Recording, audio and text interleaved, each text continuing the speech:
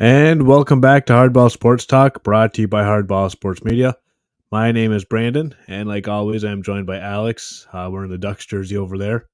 I have a little bit of a different background with me today, Alex. I got the hats, not the Ducks jersey. Throwing you guys off a little bit. How are you today? Ahoy, Brandon. I'm doing pretty good. Oh, I'm enjoying your hat behind you there. we got a little nice hat collection going on here. We got Yeah, a wall of hats there. that's beautiful. Yeah, I got every Major League Baseball team, a few hockey teams, a few minor league teams, a couple Little League World Series teams now. Nice. Yep. Baseballism.com, not a sponsor, but love their hats. So, got a nice collection of hats here. We're not by the jerseys because the wife wanted to play Minecraft, so she's over by the jerseys tonight playing Minecraft. Nice. So, yep. We got a packed show for you guys today, though.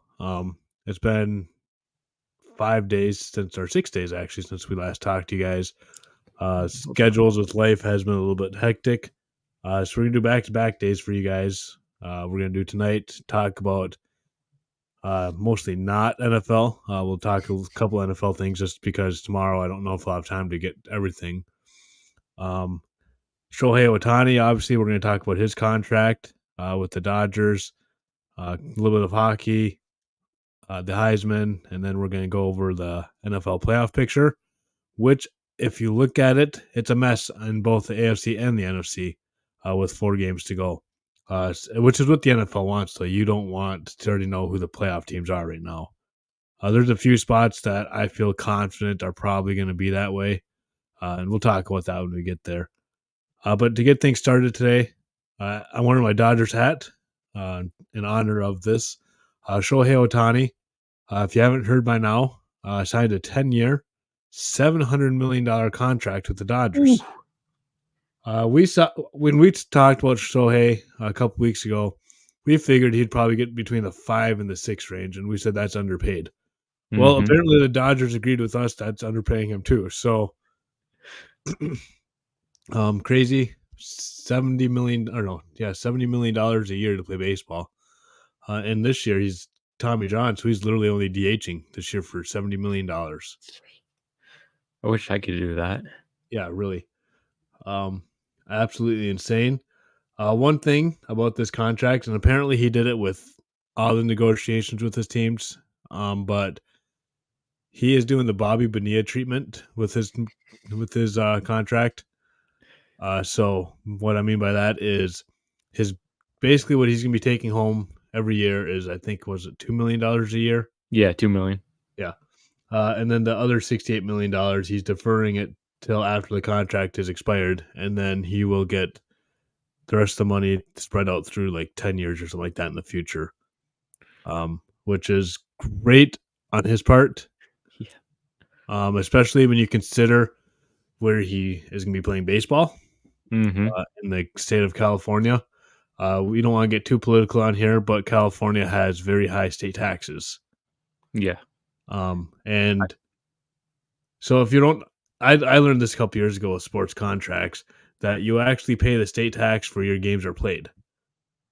So if you're playing a lot of games in like Texas, so like if you're Rangers, for example, you're playing half your games in the Rangers and you got a handful in Houston, your state tax is going to be lower because you're paying in Texas more often. But like teams that are playing out in California, like the Dodgers and the Giants, the state tax is ridiculous there. One of the highest, if not the Yeah, highest. and again, we're not gonna get too political here and what we think on that, but just for the contract-wise things, this is a smart move by Shohei, just because $2 million tax is probably gonna be a lot easier to deal with than $70 million taxed. And by the time he's done playing, you would imagine he'd go back to Japan. You would think. Mm-hmm. So, and I have no idea what the taxes are over there, but it's got to be more reasonable than California and some of Right. these other states. I also heard he wasn't charging interest or anything on it too. I don't know if that's true or not, or how you would do that, but Yeah, I don't know. I didn't see that report, but it wouldn't shock me either. yeah. But this has brought up a lot of conversations with people that the union needs to get involved in this because, I mean, The Dodgers basically just got Shohei Ohtani. Now I understand they're going to be paying him 10 years, but they basically got him for $2 million a year, so they can go out and sign other players. One of the other players they haven't signed him, but there's discussions that Yamamoto, that we were talking about with the Tigers signing him. There's talks that he will be going to the Dodgers now. Again, nothing's been signed, so this is just complete speculation. But that's why Shohei took the major pay cut in a weird way, even though it's not a pay cut, but the deferment, just so the Right. Dodgers build a competitive team with him. Because Mhm. after just having him and Mike Trout in LA with absolutely no help around him, I think he wants to win. And he Yeah. understands if he's making $70 million a year, he's probably not going to win. Just No. because now baseball doesn't have a salary cap, which is a conversation we should have someday. But and if you don't know what a salary cap is, it basically means you have X amount of dollars you can spend on players, and you can't go over that. Basically, simplified terms of it. It's a little more complicated than that, but simplified terms. Baseball does have a luxury tax, so if you go over the luxury tax number, which is 288, I believe, you are taxed 70% for every dollar you're over. So most owners want to avoid that because they don't want to pay basically double of the salary. And you would understand that as business. Fans don't like it, but that's just the way things are. But Shohei going to the Dodgers. There was reports on Friday that he was going to the Blue Jays, and I was rooting for that. That'd be amazing for baseball. Yeah. The Dodgers, though, obviously one of the pure powerhouses in the league. The rich get richer. It's basically the Yankees 2.0 at this point now. Do you have any other thoughts on the Shohei Ohtani signing with the Dodgers? I mean, my question is if this Tommy John, is this is gonna be his second Tommy John, right? Yeah, Didn't he have yeah, one? Yeah. yep. Is if he's truly gonna be able to be the full-time pitcher that he was before and the full-time hitter, or how much it's gonna affect his pitching. So I think the Dodgers and Shohei both want him to pitch as long as physically possible, but I don't think anybody's fully expecting him to pitch the whole 10 years. Right. I think it's more of like that old school Miguel Cabrera contract where you Mhm. paid him basically for what he's done and not what he's going to do. Yeah. Because Shohei is what, 29, 30 years old now. Mhm. So you're basically paying him for what he's done, kind of, Right. and not what he's going to do. Another Especially question I have. Sorry, go ahead. especially with a 10-year contract that expires when you're 39, 40 years old. Right. Another question I had for you is, how many World Series do the Dodgers need to get to make this contract worth it? 3 or 4. 3 or 4? Yeah. But I think the same now. Obviously, we didn't ask it because we were in high school or just out of high school, and Albert Pujols signed his big contract with the Yeah. Angels. But that Yeah. was the big conversation with that contract too. How many Mhm. World Series did they need to win? Uh, they needed to win more than they did. That's for sure. Yeah. Short Yeah. answer there, 0. They won 0. Yeah. Um, but that is a good conversation to have, and maybe we'll do some research and on the Dodgers roster. I know Kershaw this year is going to be out till I think June, July. Last I looked at it, so and this is when we talked about the Ohtani signing, like when we were projecting where he was going to go. This is why I said the Dodgers shouldn't pursue him because now your top 2 starters that you're paying the most money Or on are the out, sideline. are not pitching. Yeah. But when you have the money like the Dodgers do, you can do it. Moving on to a way less publicly known signing, but us Tigers fans, we need to talk about it. Andrew Chafin is back with the Tigers. If you don't recognize that name, he was a reliever in Detroit during the 2021 season, I believe it was. Lefty reliever. He's a fun guy, just a big personality, likes big jokester. Seems like a good clubhouse guy, and he performed Mhm. pretty well with the Tigers. Ever since leaving the Tigers, he has struggled a little bit around the league. I believe last year he's with the Diamondbacks and the Brewers is where he spent the season last year. And I saw an interview with him when he was at the Diamondbacks that somebody asked him, how much baseball do you watch when you're not pitching? He goes, I don't watch baseball. So which I thought that was kind of like, well, you probably shouldn't be saying that, but it's kind Right. of funny at the same time too. Yeah. We like it as fans. We hearing like it, that, yeah. but I don't know if you like it as fans that the players you're rooting well, for don't yeah. like the sport, but Right. anyways, nice solid reliever here for the Tigers. The contract is a 1 year with a team option for a second year, I believe how it's framed. So best case scenario, obviously you get a reliever to help you, and with the AL North or Central, whatever is it, Central AL Central, yeah, AL Central. North. Yeah. Wow, thinking NFL right now. Yeah. AL Central did not really have a strong team last year, and that's putting it lately. Yeah. So it's wide open for the Tigers. Get a couple good signings out there. Chafin's a good signing. You need more than just Chafin, though. You need to get some bats and some starters. Maybe Scott Harrison Company will do that for us this offseason. And you don't even need to go out and spend the Shohei money. You don't need to get anybody huge. Just go get a couple of nice pieces, and you can win this division. Yeah, that's all we need is just a few pieces, get the win. More than likely get swept in the playoffs, but win the division. But I mean, all you have to do to win the World Series is make the playoffs. You don't win the World Series by not making the playoffs. No team who has missed the playoffs has ever won the World Series. Really? In the history of sport, other than baseball. Yeah. My first time hearing that. Yeah.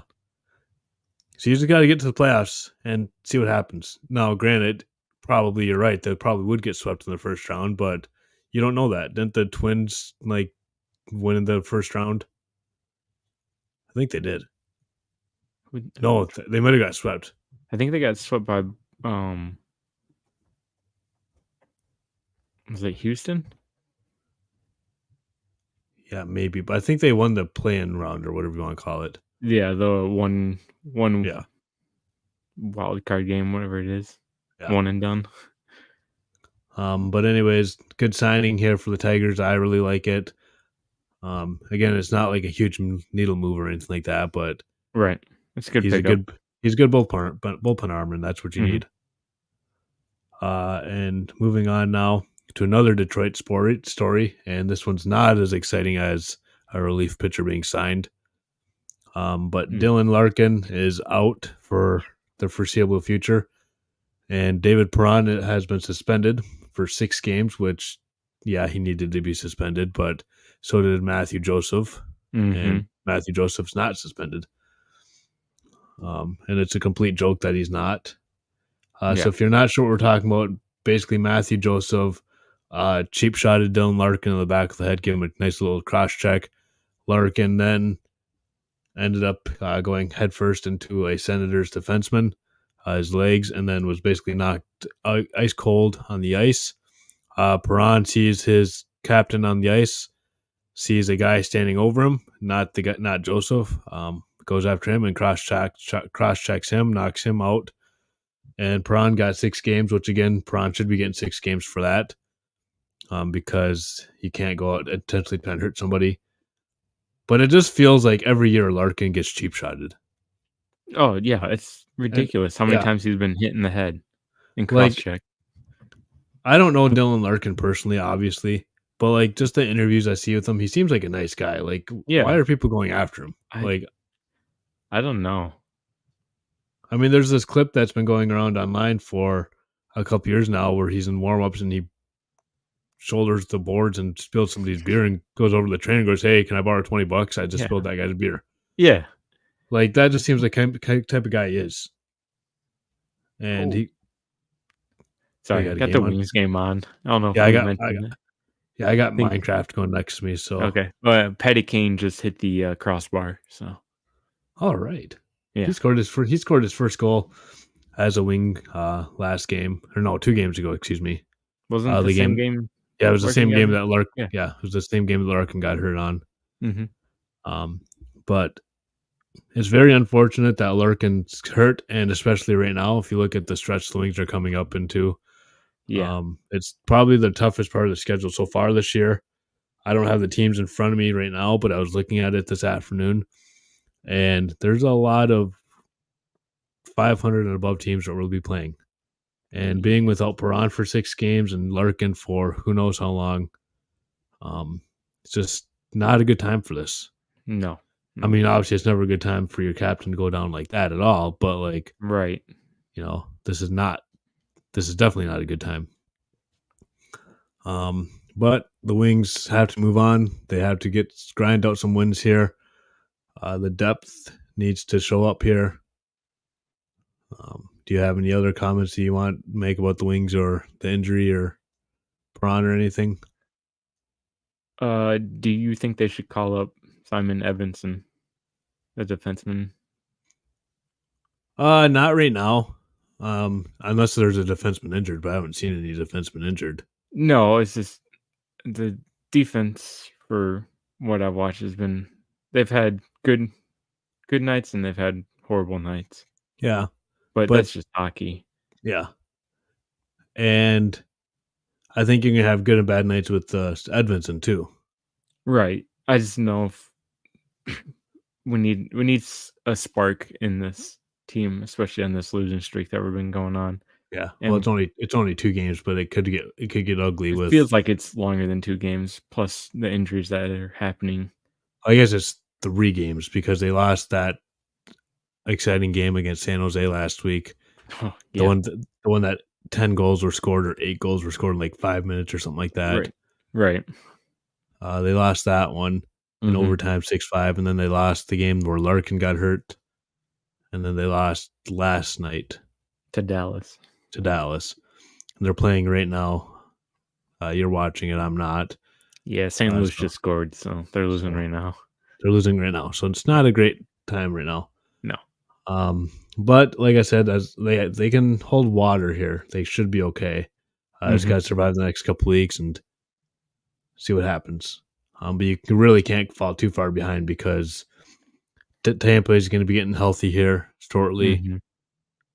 Toronto, they're always in the playoff mix. They just can't get out of the first round, but they'll be in the playoffs. So you got 2 teams right there in Atlantic. Boston is 15-3 or something stupid like that. Yeah. They only lose to the Red Wings, and we play them in this stretch, so that's the good news. We play Boston, which most teams... That's a great feeling. When you have confidence against Boston, I guess you're doing something right now. Yeah. Next, we're going to talk about the Heisman Trophy. Jaden Daniels from LSU won that. He finished the season with 3,812 passing yards, threw for 40 touchdowns and 4 interceptions. So well-deserved Heisman Trophy here. I was a little shocked when I saw his name as the winner. I'll be completely honest with you. Yeah. Not because he didn't deserve it, because clearly he deserved it. But because he played for LSU. LSU on the season went 9-3, which if you're not a college football fan, you're like, wow, 9-3, that sounds like a good season. College football 9-3 is not a good season. As crazy as that sounds. Right. You need to have 1 loss or less pretty much in college football to make the playoffs. Maybe next year things will change with the expanded playoffs. But usually the Heisman Trophy goes to one of the best teams in the country, and LSU is not that. But he was the best player in college football, if you ask me, this year. The other ones I would have given it to would be Penix Jr. out in Washington. He was deserving of it. Bo Nix. That was mine. It was Junior. But he also had a stretch basically between the 2 Oregon games where he must have been injured or something because he wasn't playing up to his standard. I don't think he was injured. He just didn't play as well. My only thing is I can't tell you one Heisman moment from Jaden Daniels in the season that I remember. And but like that was the case. Trophy, that was the case with everybody, though. Yeah, that was the problem. Is no one really wanted to. Although I don't think he was the best player in college football. Who do you think was? Marvin Harrison Jr. Yeah, but again, like he didn't have the Heisman moment either. And then It's all about quarterbacks, and Yeah. obviously same with the Um, NFL. yeah, we'll talk about that here in a couple weeks with the MVP. Like we both said it the other day, we both think Tyreek Hill is the MVP of Hmm. the league, but he's not even gonna get No, he's not even get the most votes on his team. right? Um, Yeah, we'll but talk it about that later. yeah, we'll talk about that at a different time. But you're right, the Heisman Trophy and basically all these major awards are for quarterbacks, unless if you're a really special receiver or running back or something. Nowadays, you're not going to win anything, Mm-mm. MVP, Heisman, anything like that. Um, and not taking anything away from Jason Daniels, he had No, a heck of a no, season. yeah, You yeah, know, throwing 40 touchdowns, only throwing 4 interceptions in the SEC. that's pretty That's good. impressive. Yeah. Yeah. Especially facing, let's see, who they LSU play this year. Florida State, they had a really good defense this year. Ole Miss, Missouri, Auburn, Alabama. Uh, so I mean, you face some really good teams, Hmm. but it is what it is. Again, we're not taking anything away from Jane Daniels. It's just a little weird to see a 3-loss team win the Heisman Trophy. I don't remember the last time anything like that's happened. Pretty much my Lamar Jackson won it, and I think his team went 8-4. okay. So and that Lamar Jackson was a He was beast. the best player in college. He Yeah. definitely deserved it because that team's not 8-4 if he's not No. on there. No. Do you have any other comments about the Heisman or Jaden Daniels or anything? Nope, nope. All right. Next, it's gonna be a shorter episode for you today, guys. Yeah. We got the NFC playoff picture. I'll read you guys that mess right now because that's what it is, a mess. In the NFC, let me get that page back up here. We have the San Francisco 49ers at the 1 seed at 10-3.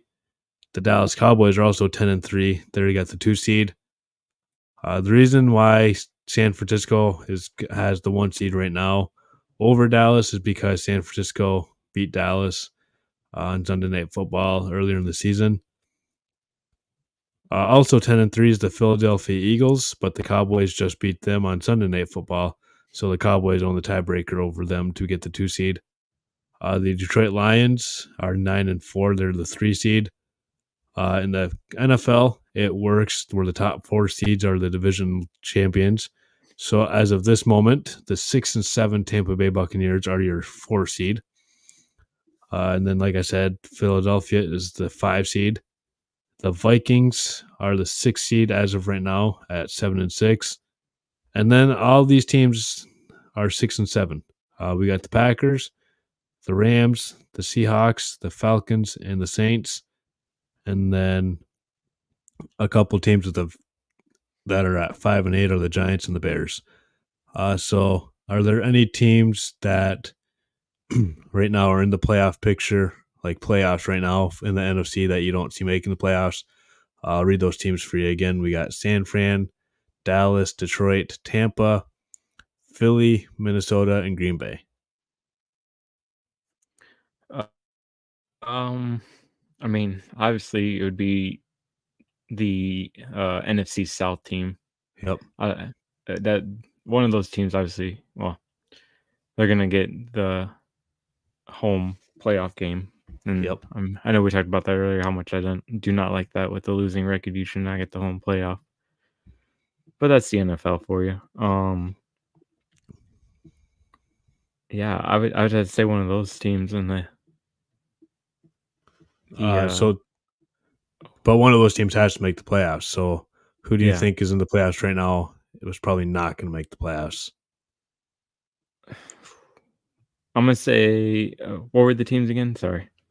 San Fran, Dallas, Detroit, Tampa, Philly, Minnesota, and Green Bay. Oof. I'm gonna say the Vikings. Yeah, I don't see the Vikings making it either. Yeah. Josh Dobbs has come back to earth, Hmm. and in fact, they're starting Nick Mullins this next game. Oh, are And they? yeah, they just announced that today. Oh, okay. So, and Nick Mullins, don't get me wrong, he was fun to watch in San Francisco, but San Francisco is a system offense for sure. Mm-hmm. QBs thrive there and then goes elsewhere and don't have as much success. I mean, look at Jimmy Garoppolo in Oakland this year. So I agree with you on your Minnesota take. I also don't think the Packers will make the playoffs this year. I think that loss to the Giants last night was pretty tough for them. Yeah. I don't know their remaining schedule, but I just think that the Packers are a young team that are still trying to figure out how to win, and I think they lost too many games earlier this year to make the playoffs. But right now with how the Lions are playing, you never know what's going to happen in that division either. That scares me. Yeah. The good thing is, the Vikings did win against the Raiders. We'll talk about all these games tomorrow's episode. But with how the Vikings played against the Raiders, they don't scare me as much. And then the Packers losing to the Giants, that was big too. Mm-hmm. But yeah, I think the division winners, I think San Fran will win that division. Dallas or Philly one of those two teams will win that division. The other will be the 5 seed. Detroit, I just think there's too much of a gap between them in the standings right now, between them and Green Bay and Minnesota. I think Detroit will hang on to win that division. And then I picked Tampa to win the NFC South, even though that whole division is crappy. Right. So I think the division winners will stay the same. And then, again, Philadelphia or Dallas, I Mm-hmm. would just swap out probably the Rams, and I don't even know who the other team would be. Maybe, it's just Seattle? Would you put Seattle in there? they had that rough stretch on their schedule. Let's see how many of those games they have left. Because we talked about this a couple weeks ago. Mm-hmm. Seattle had. So yeah, I'd put Seattle in there right now. They got the Eagles coming up on Monday Night Football next week. Then the Titans and the Steelers and the Cardinals. So they have games that are winnable. So yeah, I'll throw the Seahawks in there. Yeah. And then we'll move to the AFC playoff picture. You think the NFC was a mess? Just wait. Yeah. So here's what we got in the AFC. Excuse me. We got Baltimore at the 1 seed. We got the Dolphins at the 2 seed at 9-4. Baltimore's at 10-3. We got the Chiefs at 8-5 at the 3 seed. We got the Jaguars at 8-5 in the 4 seed. The Chiefs beat the Jaguars earlier this year. That is why they have the tiebreaker there. We got the Browns at 8-5 at the 5 seed. And then the following teams are 7-6. The Steelers and the Colts, based on tiebreakers over lots of different things, are the 2 playoff teams right now. Also at 7-6, we got the Texans, the Broncos, the Bengals, and the Bills. And then the Chargers, Raiders, Jets, and Titans are all 5-8. And really, the only team with absolutely no chance, they are actually mathematically eliminated from the playoffs, is the Patriots, which is kind of crazy to think about with how far they've fallen. So if you ask me right now, the only team that I feel 100% confident saying, I guess there's a few, like 2 teams that I say right now, yep, for sure they're in the playoffs. And that would be Baltimore and Kansas City. I'll even throw Miami in there too, just because. You're not going to have Miami in there? I don't trust Miami. Like Miami, like you remember that rant I went on with the Cowboys last week and it kind of backfired on me? Miami's kind of in that same boat. Well, I mean, look what happened. Their best player in the field got concussion protocol or whatever, and don't remind me because they're an average offense. Yeah, and he's the best player on my fantasy team. So without him, I have a very bad fantasy team. So don't remind me about his injury, please. It's not fun for me either. All right, I won't. Yeah. So it's basically Baltimore, Miami, and Kansas City. That's really the 3 teams for sure that are going to make the playoffs here. Everything else is a mess. You got Jacksonville, Indy, and Houston fighting for the AFC South. Jacksonville's at 8-5. Indy and Houston are both 7-6. Houston lost a heartbreaking game last week, just laid an absolute egg against the Jets. That didn't help them. And then the AFC North, you got the Ravens at 10-3. Like I said, I feel fairly confident in them. And then the Browns, and then the Steelers, and the Bengals both are at 7-6. So that division is all four teams are very much in the playoff race. And I was looking at the standings, like you don't realize this until you actually look at the numbers. Last place right now in the AFC South or AFC North, is the Cincinnati Bengals at 7-6. Mm-hmm. You know where they'd be in the NFC South? They'd be in first place. Yeah. That is absolutely crazy that last place in one division would be first place in another one. Well, it's just like kind of what we talked about earlier, how bad the ALC Central was in baseball. Yeah. Where the ALE East, I think everyone had a better record than the Twins who won that division. Yeah. In the end. So it's kind of similar to this for football. Yep. So we talked about teams that in the NFC that are in the playoffs right now that we don't see making the playoffs. So in the AFC, we'll just make this one simpler. Instead of the teams that are in the playoffs right now, give me your playoff teams. So we'll just assume that we both agree that Baltimore, Miami, and Kansas City are all in the playoffs. We're going to agree on that.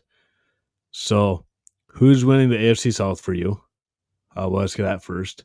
I still have Jacksonville winning that. Yeah, I do too. I thought Houston would give them a run for their money, but after the Jets game, I just can't trust Houston. And I didn't watch this game, but I guess CJ Stroud got banged up pretty good in that game. So if he's missing any time whatsoever, that team is not going anywhere. And it doesn't help that he lost his favorite receiver too. I think he's done for the year, Tank Dell. Yeah, he's done for the year. Yeah, so that doesn't help him either. No. And then so that cleans up our 4 division winners. So then we got 3 spots for, let's see, we got 1, 2, 3, 4, 5, 6, 7 teams basically for 3 spots. So what 3 teams are you putting in that mess? I got the elite quarterback in Cleveland named Joe Flacco leading Cleveland to the playoffs. I have Cleveland in the playoffs too, but I wouldn't call Joe Flacco elite. Hey, he's elite, man. Just okay. I'm just kidding. Anyways, yeah, I got Cleveland winning that. He is the most grown quarterback out of all these quarterbacks, though. Yeah, that's crazy. I mean, maybe unless Russell Wilson, maybe, but I mean, if you look at the rest of them, especially with all these injuries, with Cincinnati and Indianapolis and Pittsburgh with their mess, Joe Flacco is the most adult quarterback in this out of all these teams. Yeah. Which is a scary thought. Sorry, so we got Wings just scored, so I was looking at it was a nice play. If you couldn't tell, I was kind of zoned out. Actually, I'm on the ESPN page, so I'm not even on the right tab to see you. So, okay. Who scored? It was Jonathan Bergeron. Bergeron, however you say it. Another Swede that we like. So, yeah, they just called him up with Larkin and Perron. Mm-hmm. Because I saw that because one of these clickbait websites was trying to say that the Wings were in trade talks, and they're like, "Hey, they just pulled Bergeron out of Grand Rapids. He's in trade talks," and everyone's like, "You guys understand that Larkin's injured and Perron's suspended. He's probably going to Detroit." Yeah. All right. Anyways, back to football. Yeah, so we had the fifth seed, whatever you want to call it, Cleveland winning it. So that leaves two spots left. I'm gonna throw this one out there. I think the Broncos are gonna make the playoffs. I do too. After their rough start, losing them by 60 points to Miami or whatever it was. Yeah. They've really bounced back. I think they're gonna sneak in. And get one of the 2. And a big part of their comeback is they've been able to create turnovers and score off these turnovers. Yes. Well, guess who they're playing this week? Yeah, I know. Yeah. They're Spoiler gonna get alert, I have them winning that game. yeah, so do There's a I. little preview for, our picks for tomorrow. Two Lions fans picking against the Lions tomorrow, just so we're aware of that. Yep.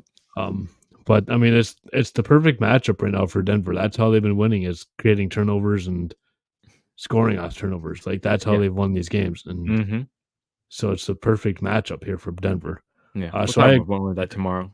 I agree with you that Denver will sneak in the playoffs. So that Definitely. leaves one spot, and Yeah. we still have Pittsburgh, Indy, Houston, Cincinnati, and Buffalo. Yeah.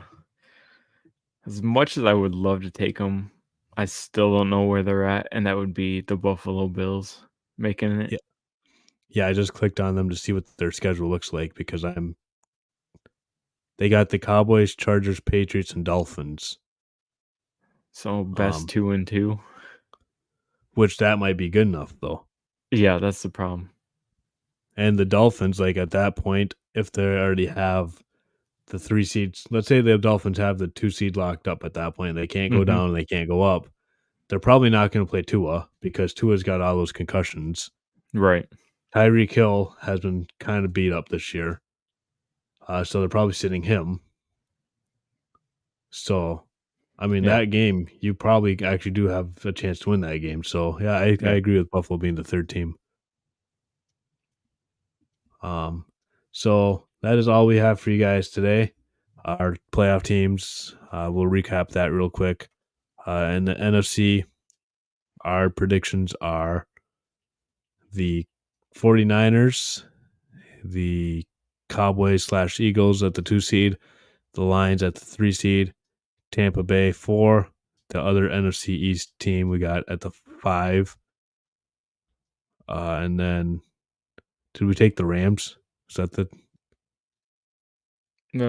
Rams or Seattle, I can't remember. well, there's 2 of them. Well, you might think do you think the Packers are making it? No. No, I No, don't think they will. and I think we both said the Vikings too. We're probably Right. not gonna make it. So Yeah. that So I leaves think the Rams and the Seahawks probably is what our Mhm. Yeah. gut would tell us. And then the AFC, which again is a way bigger mess than the NFC. We got the Ravens, the Dolphins, the Chiefs, the Jaguars, the Browns, the Broncos, and the Bills. So we'll see in 4 weeks how smart we actually are. Spoiler alert, this past week, I was not very smart. I will be completely honest with you guys. I had a lot of bad games. We'll talk more about that tomorrow, though. Be sure to check us out on Facebook and Instagram. Links for those are in the description. Next week, we have some different ideas for the YouTube channel, so be on the lookout for that. I think it'll be more viewer friendly. The ideas that we have. And we have some ideas for after the football season for different topics, to talk about like different rankings and stuff. But if there's anything you want us to cover, shoot us a message on the Facebook page. We check that on a very regular basis. So if you have any suggestions for anything or have any questions for us, shoot us a message on there. Thank you guys so much for checking us out. I hope you guys enjoyed the show. It'll be available tomorrow on Spotify and it's on YouTube right now directly. Just look for the live stream. Thank you guys so much and have a great day. We will talk to you tomorrow.